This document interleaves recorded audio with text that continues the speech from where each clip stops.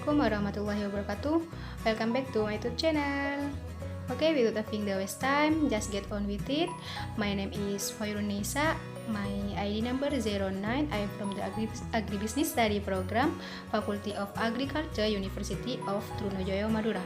On this occasion, I will review a little about my segment entitled Analysis of the Implementation of Sustainable Agricultural Concept on Dryland Commodities in Madura.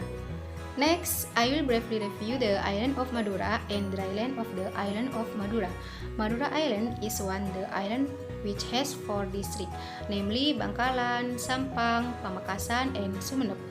Generally, Madura Island has a tropical climate, so most of the land is dryland.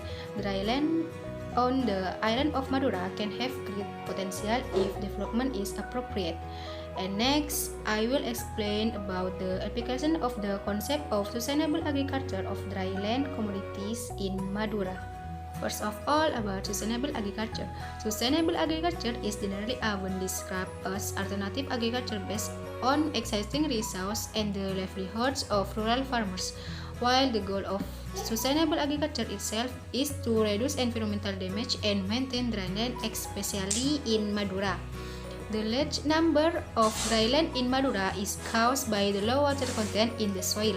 However, if this dryland is properly processed with due regards to the concept of sustainable agriculture by reducing the use of semi-salt fertilizers, it will have a very potential commodity.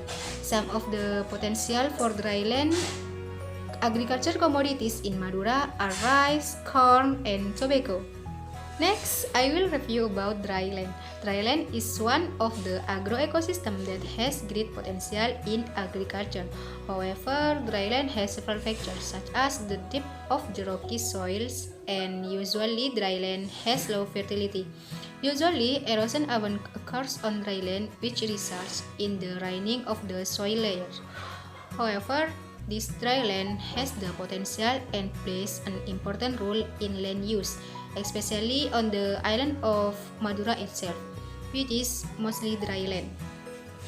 And then on the data collection methods.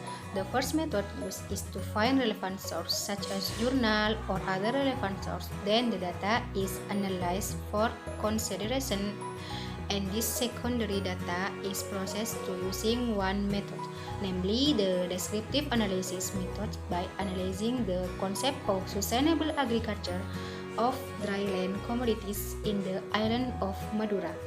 The next discussion is about the definition of dryland. What is dryland? Okay, dryland is land that is usually never inundated by water in a certain period of time, so that it has limited water characteristic. This causes this land to have a suitable agricultural system, and usually dryland has a pH that is at a neutral alkaline level due to the disturbed soil nutrients balance.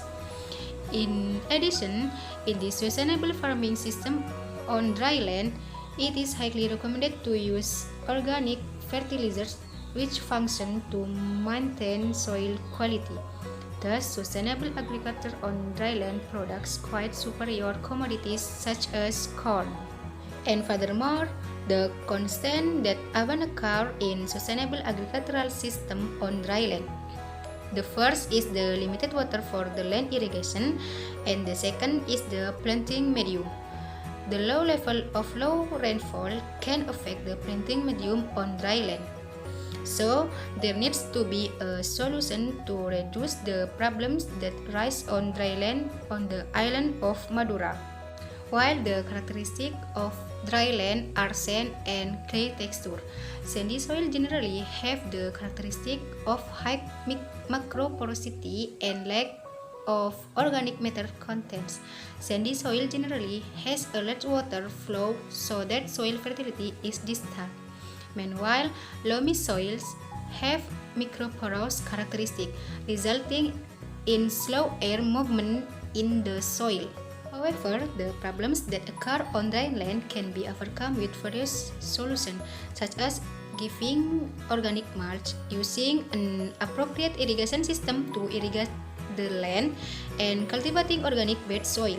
Giving organic mulch serves to reduce water evaporation. The average soil given organic mulch has a higher moisture content. For the use of the irrigation system itself, it can apply water management technology innovation such as rain harvesting techniques. Meanwhile, organic bed soil cultivation can be done by applying organic fertilizers. And the last is regarding the role of the government regarding sustainable agriculture on dry land on the island of Madura. Many obstacles cause the government to also play an important role in implementing a sustainable agricultural system. The government can carry out a pilot program regarding a sustainable dryland agricultural system in the island of Madura. In addition, the government can also accelerate the socialization of agricultural technology innovation. This aim to increase agricultural insight on the island of Madura regarding dry land and how to cultivate this dry land. Maybe that's all I can say in this video. More or less, I am so sorry, and hopefully this discussion can be used for us. Thank you so much for watching. See you on my next video. Wassalamualaikum warahmatullahi wabarakatuh.